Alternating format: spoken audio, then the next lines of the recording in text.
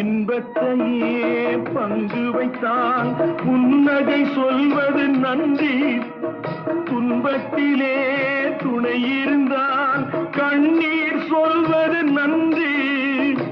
வாழும் போது வருவோர்க்கெல்லாம் வார்த்தையாலே நன்றி சொல்வோம்.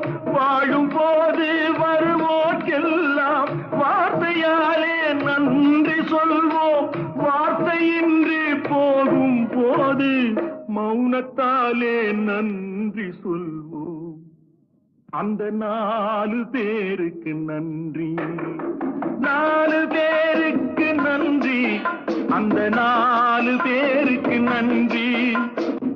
தாயில்லாத அனாதைக்கெல்லாம் தோள் கொடுத்து தூக்கிச் செல்லும் 4 பேருக்கு நன்றி, அந்த 4 பேருக்கு